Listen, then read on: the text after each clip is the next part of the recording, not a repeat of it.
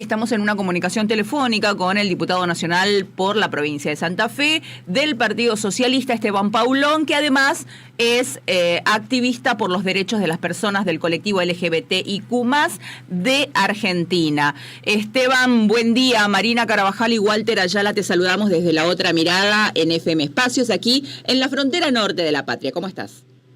¿Qué tal? ¿Cómo están? Buen día. Buen día, diputado. ¿Cómo le va? Buen día.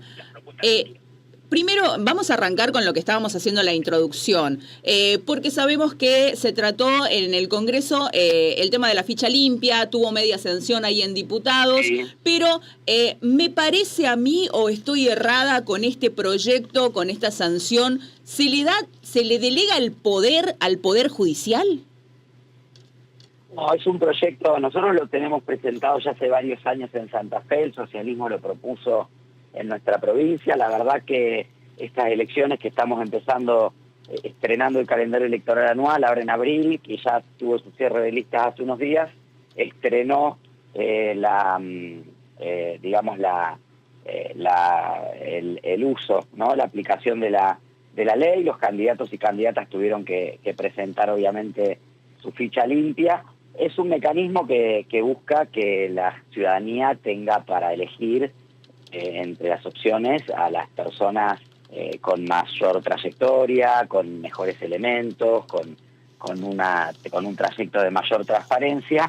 En el caso de la provincia de Santa Fe, nosotros tenemos obviamente determinadas cuestiones que tienen que ver con preservar justamente esto, porque nosotros tenemos que lograr equilibrar ese derecho de la ciudadanía de elegir entre los mejores y de que las personas más aptas en todo sentido, también en los temas éticos y morales, lleguen a la función pública, porque aquí se incorporó también para los nombramientos de ministerios, etcétera, con el derecho a elegir y ser elegido que está en la Constitución. Y por otra parte también la justicia tiene, por supuesto, posibilidades de decidir, y hay antecedentes al respecto. Ustedes recordarán la candidatura del ex senador y expresidente Carlos Menem, que en algún momento fue cuestionada en la justicia por su gran cantidad de causas judiciales. La justicia determinó en su momento qué era lo que entendía por sentencia definitiva y habilitó la candidatura. Si hubiera algún ciudadano, alguna ciudadana que se viera afectado en esa posibilidad de presentarse o de participar electoralmente, desde ya que existe el camino de la justicia y hay jurisprudencia al respecto que entendemos garantiza que finalmente las personas que estén en condiciones puedan presentar. Ahora, diputado, esta ficha limpia, esta ley, tiene un nombre y apellido, todo el mundo lo sabe, y también yo he escuchado algunos abogados constitucionalistas que dicen que no va a tener mucho sentido esto para quien va esta ley, ¿no? Porque no puede ser retroactiva, según dicen. No, la ley no puede ser retroactiva. En el Senado se pueden corregir algunos errores que pudiera haber en términos de si hay algún vacío que existe. Sabemos que en el Senado la correlación de fuerzas es distinta que en la Cámara de Diputados, y entiendo que se puede avanzar en alguna modificación, por supuesto, para clarificar algún punto que no sea claro. Tengan ustedes en cuenta que aquí en la Cámara de Diputados debatimos sobre 6 dictámenes de absolutamente todos los partidos, ¿no? Había un dictamen incluso de Unión por la Patria que establecía un mecanismo bastante similar, ampliaba a otros delitos.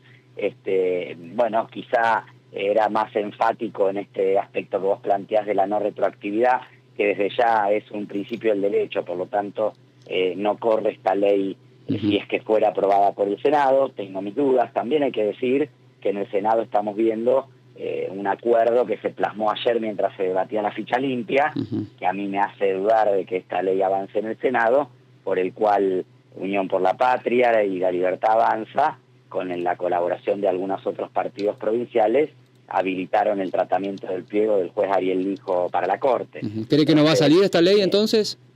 Yo entiendo que es parte de una negociación, lo cual es lamentable porque creo que es un instrumento que bien diseñado es bueno, funcionando en varias provincias. Como te digo, en la mía no ha habido ningún problema para la presentación de ningún candidato, porque todos cumplían los requisitos obviamente y presentaron la ficha limpia.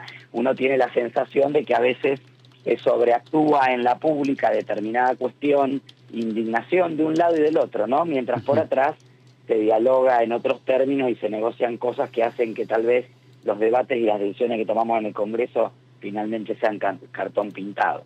Claro, claro.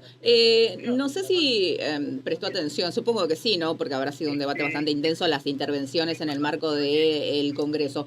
Pero Pichetto dijo algo llamativo, ¿no? Porque decía que el expediente otorgaba cierta discrecionalidad a los magistrados al inhabilitar a cualquier persona a ser candidata según la fecha en que se la sentencia, y era como lo que te decía al principio, démosle más poder al Poder Judicial y una justicia eso fue modificado.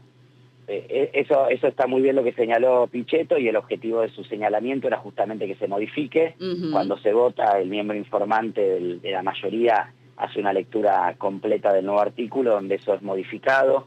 Hubo claramente una primer pretensión del gobierno totalmente sobreactuado, y entiendo yo también en el marco de la negociación por los votos que necesita en el Senado para el pliego del hijo, de como decían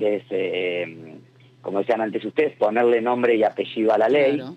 Que eso sí, por supuesto, era grave, porque en democracia no podemos habilitar la proscripción de nadie, y tenemos que garantizar el derecho electoral de todos, siempre que se cumplan los requisitos, por supuesto, de idoneidad y de integridad, pero ese es uno de los temas que justamente Pichetto pone sobre la mesa. Se había conversado ya previamente para modificarlo, y fue modificado por parte de las comisiones, y finalmente no queda este señalamiento que vos planteabas, que sí le daba a la justicia con esto de los plazos y el año electoral y el año no electoral, bueno, una discrecionalidad preocupante.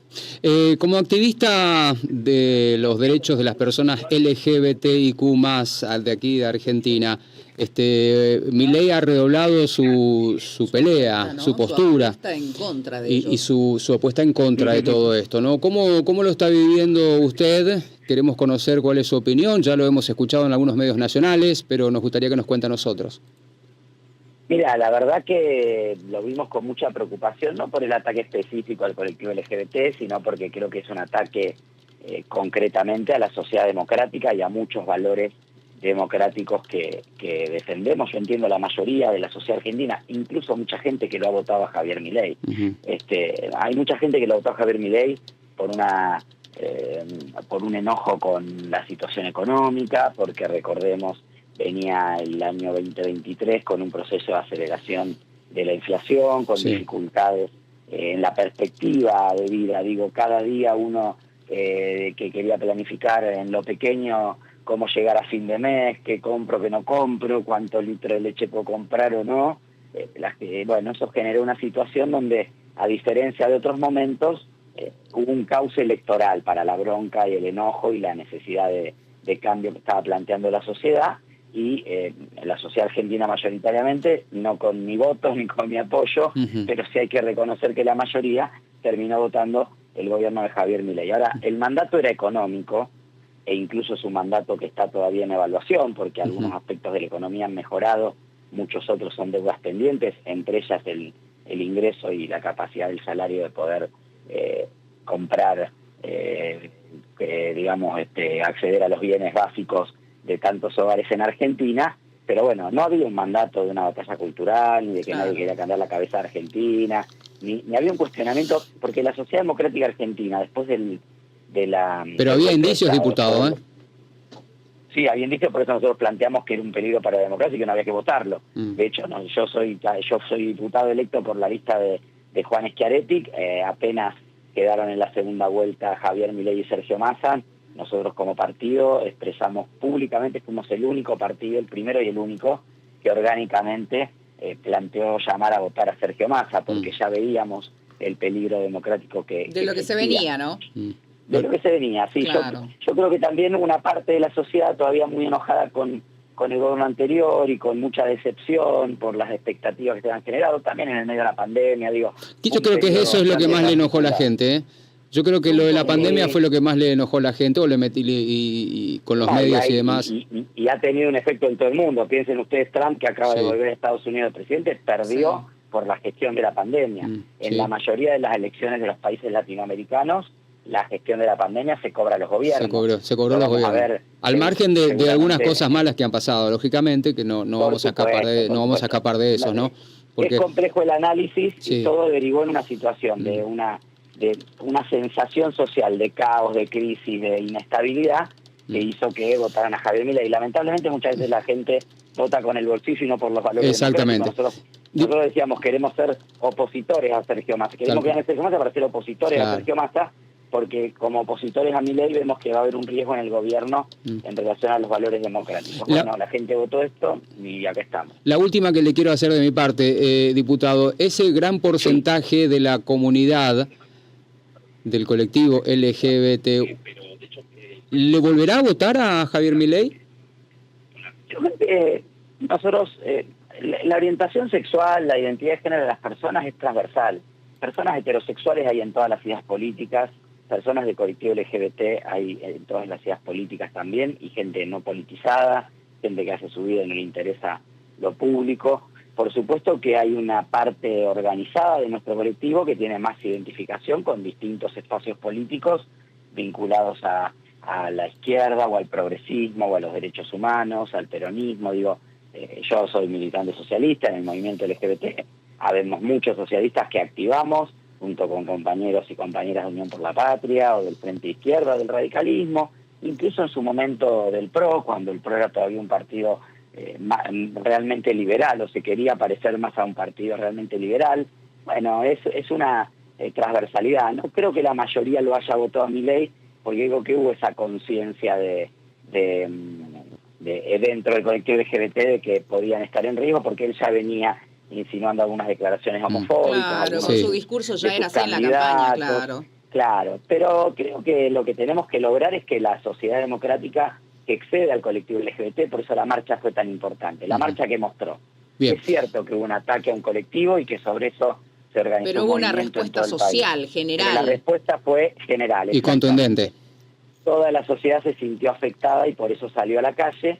Creo que el gobierno tomó nota a su manera, porque durante unos días intentó sostener el tema y ratificar y volver a descalificar. Creo que se dieron cuenta ya luego de pasada la marcha, la sesión de la semana pasada y el hecho de que no pudieron entrar con estos discursos en la sociedad, que nadie se enganchó en las mentiras sobre las infancias trans, en las mentiras sobre la homosexualidad y la pedofilia. Ahí luego uno se da cuenta que este es un tema que está bastante saldado en la sociedad y por eso de alguna manera lo ha soltado. Veremos hasta cuándo, porque sé que hay gente muy cercana al presidente que trabaja específicamente en esto y que le interesa específicamente que este tema vaya directo a seguir siendo un tema de interés para el debate y la polémica. Perfecto. Habrá que ver cómo termina. Diputado, muchas gracias, muy amable. Gracias a ustedes. Un abrazo, hasta luego.